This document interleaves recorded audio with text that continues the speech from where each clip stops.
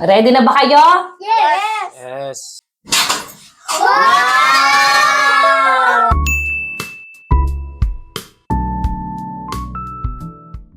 Ito yung itsura ng aking munting laundry area as of the moment. Huling beses na makikita ko na ganito to. Talagang maliit lang siya kasi ito yung in-extend namin dito sa likuran.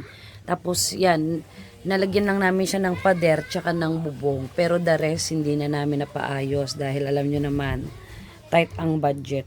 Ay, nabili na ni Daddy yung ibang mga gagamitin for tomorrow. Katulad itong tubo. Tapos yung mga pang-electrical kasi yan yung uunahin nila kuya. Yan. Nakabili na rin pala ako ng lababo dito. Papakita ko na lang sa inyo pag na-install na.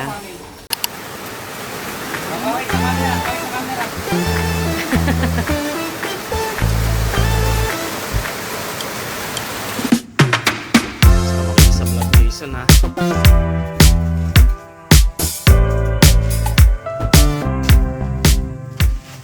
Disaster ang aming terrace dahil dito muna namin tinambak lahat ng mga gamit. Tapos pati dito, yan, nandito sila lahat. Mga pangnabal-laba ko and everything. Pansamantala lang naman yan habang ginagawa yung aking laundry area. Day 2 ng ating laundry room makeover. So, dito nalagyan na ng asinta dyan at yung pagkakabitan ng door.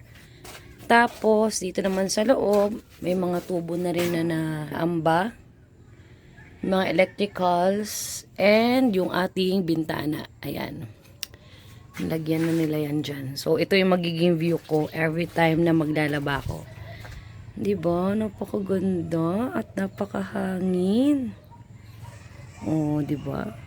Tapos, pag kailangan ko ng talbos ng kamote, marami na. Charot. So, yan. Tapos, meron na rin dito para sa lababo and yung aking washing machine doon. So, yan.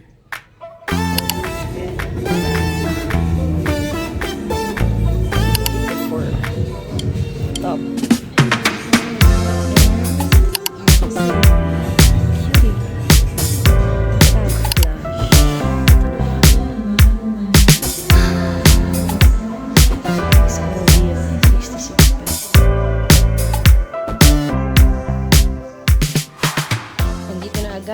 So, ito yung mga binili ko, adhesive para sa tiles.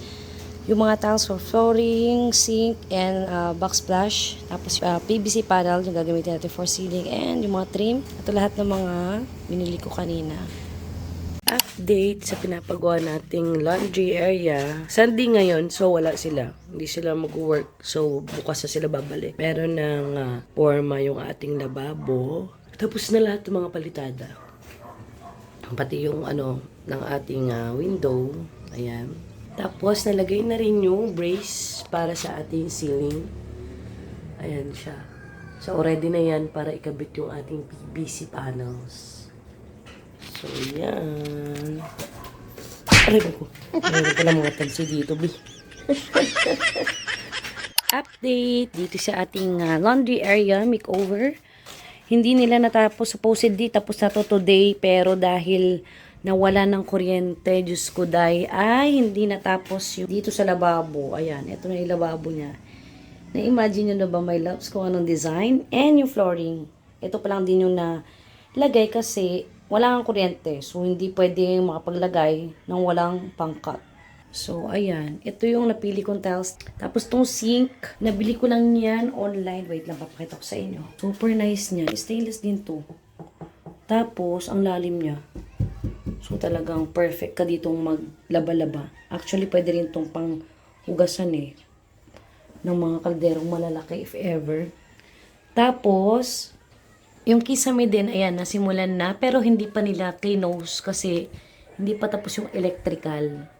So, kailangan pang tapusin yung electrical para malagay na yung light dito and yung mga iba pang mga kailangan dyan. Update dito sa ating laundry area. Nalagyan na ng tiles. Ito yung napili ko. Ganda. Yan siya. Tapos ito rin, natilesan na yung buo. Itong backplash na lang yung hindi pa nalalagyan ng grout. Pero the rest may mga grout na yan.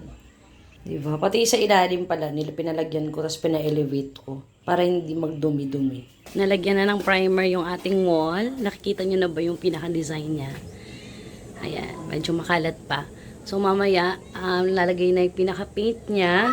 Ang napili kong paint ay itong from Davis, paper mache. May makulit dito, oh. Bakit? Mamaya, kain ka. Ito, umaalis to kapag may worker. Tapos alam niya pag wala na sila. Doon siya bumabalik. Ang pangalan nito is Mingming. Wait lang Mingming ha.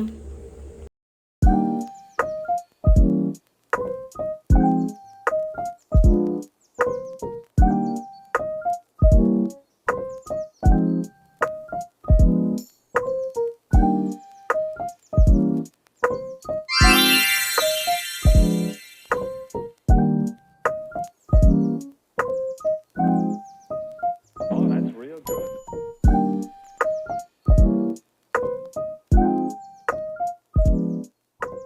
Yan, so pagpasok natin dito sa aking laundry area, ganito agad yung bubungad sa inyo dahil maliit lang talaga to, like parang 4 square meter lang yata siya. So ganito talaga siya kaliit, pero for me ay napaka spacious na niya compare sa aking laundry area, nakita nyo naman sa video. Okay, start muna tayo dito sa aming cabinet. So nagpalagay kami nito nga aluminum cabinet. Ito yung mga parang medyo nagpamahal talaga dito sa laundry area. Pinag-isipan ko kung wood or order ba ako online, pero kasi dahil laundry area to, madalas mabasa, mga ganyan. So, suggestion ni Daddy ay aluminum na ipalag namin para pang lifetime na talaga. Binuksan ko yung ilaw, nagre-reflect kasi glossy itong finish ng aming cabinet. Dito ko nilagay yung mga stocks, yung mga panglaba, and yung iba pang mga gamit like itong mga wipes, mga sleeping pants ko, tapos iba pang mga gamit. Ka-organize yan dyan. Gumawa ko ng ASMR niyan. Follow nyo din ako sa TikTok, guys. Dito naman sa aming sink, ito talaga yung dream ko. Like, yung dito sa countertop talaga is wood. So, itong dalawa na to is 60 by 60 lang to. Tapos, pinakabit ko na siya and pinagawa ko siyang 45 ba tawag doon. Basta wala siyang tile trim. And then yung backsplash naman dito is subway siya, pero ano siya, 60 by 30 ang size niya, kaya 6 yan lahat. Tapos naglagay lang ako dyan ng LED strip para lang, alam mo yon, para pagka gusto ko lang maglaban, lalo pag gabi, tapos hindi ko nabubuksan yung buong ilaw, ito lang yung gagamitin kong ilaw. Ayan. Itong faucet, na order ko lang din to online kasi maganda to, guys. Like, tinan nyo, 4 na mode siya. 1, 2, 3, and 4. Yan. Kaya nagustuhan ko siya. Tapos, pwede ko pa siyang ilain. Na pagka maglilinisan ko yung lababo. Kasi itong lababo, medyo ano siya, malalim siya. Kasi ang aim ko dito, pwede ako makapaglaba, makapagbanlaw. Siyempre, bago ko siya ilagay sa automatic washing machine, binabanlawan ko muna. Kaya ito talaga yung pinili kong lababo para dito. And sobrang mura ko lang to nakuha dahil in-order ko online. Kung gusto nyo rin or may mga gusto kayo dito, ilalagay ko sa description kung meron mang mga link para ma-check out nyo rin. Dito naman sa baba, in-organize ko lang din siya. Tapos dito ko nilagay yung ibang mga gamit. Like, nandyan yung vacuum namin, yung iba ko mga panlinis, trash can, iba pang gamit pang laba. Ganyan ko siya in-organize. In-order ko lang din tong pang-organize online. Tapos meron ako ditong laundry basket na black. Hindi ko siya ma-let go dahil matagal na to sa akin at sobrang tibay niya. Ito yung ginagamit ko pagka isasampay ko na sa labas yung mga nalaban ko na. Kung gusto nyo ng depth organization para sa mga cabinets, comment nyo lang sa baba para gawa tayo ng separate video. Okay, dito naman sa side na to is yung aming window. Ganito siya, baka mag-against the lights tayo eh. Na-order ko lang din to online and I got it for free. Mahabang kwento, basta I got it for free. And then, itong window ay, ang pinagawa ko is French type window. Parehas lang sila kung saan ako nagpagawa nitong cabinet and then yung under the sink natin para mas makatipid. Pag binuksan, ito yung kanyang view. Di ba? Ang ganda. Then dito naman sa side na to, meron ako ditong digulong na laundry baskets. Dati ko pa to, kung muna makikita nyo sa previous na laundry area ko. Nilinis ko lang siya and it is 4-layered. Sobrang helpful nito kasi pinaghihiwa-hiwalay ko yung mga damit like delicates, whites, damit ni Nikki, tapos mga damit namin. So maganda siyang pang organized. Then dahil di gulong siya, pwede ko siyang i-move. Then sa side na to, nagpalagay ako ng socket kasi if ever na gusto ko magpalagay dito ng wall fan, tapos bala ko na rin dito ako kasi magpa-plancha or mag-steam iron ng mga damit. Tapos bumili ako ng ganito online para meron ako pagsasabitan ng mga paplantsahin. Di ba? Ang cute! Yan, for example, meron tayo dyan na isasampay, ito yung hanger. Gaganyan mo lang siya, tapos pwede na ako mag-steam iron dito. Tapos pag hindi ginamit, babalik lang siya ng ganyan. So kahit maliit tong space na to, I make sure na talaga ma-maximize ko yung space, like kung ano talaga yung mga kailanganin kong gawin dito sa laundry area. Yung iba, more on DIYs na lang namin, just like this one. In-order ko lang din to online, yung mga lagayan ko ng mga bleach, fabric softener. Sobrang ganyan niya kasi malinis siya tignan, tapos minimalist. I make sure din na meron silang label para hindi ako malito-lito at hindi maghanap-hanap. Then itong floating shelf na to, nabili namin sa Wilcon. Medyo pricey siya for me, pero go for the go na dahil gusto ko na talagang ma-organize itong area na to. And then, yan yung strip lights. Abot siya dito hanggang baba. Tapos, naglagay lang ako ng mga fake plant. Meron akong scissor dito sa taas kasi ginagamit ko siya kapag may nakita ko na himulmul. Tapos, o kaya kailangan akong ikat sa damit, mga ganyan. So, ayan siya. And may stand na rin siya. Order ko lang din siya online. Super cute. Kaya, ang ganda. Then, yung pang-design ko dito, yan. Ito, matagal na to. Nangungupahan pa lang kami. Nasa akin na yan. Nabili ko to from Novo. And then, itong parang hanger na static. Ginawa ko lang siya pang-display. Pero, usable siya. Nabili ko naman yan from Mr. DIY. This is one of my favorite spot here in our laundry. Next naman, dito sa area na to, nagpalagay ako ng ganitong sampayan. Na-order ko lang dito online. This is made of stainless steel. So, hindi siya kakalawangin. Pero, sobrang mura lang niyan, guys. I think, 300 plus ko lang siyang nabili. Ito, ano yan, ang exhaust fan sa aming CR. Pwede ako mag-hanger, magsampay ng mga kumot, ganyan, lalo na ngayon maulan. Pwede ako magsampay dito sa loob ng laundry area. Problema lang, sabi ko, parang medyo mataas siya, hindi ko siya abot. So, umorder ako ng hagdanan. Na-order ko lang dito online and sobrang aesthetic. What I like about this is, natapak lang ko, and super tibay niya, and abot na abot ko na siya.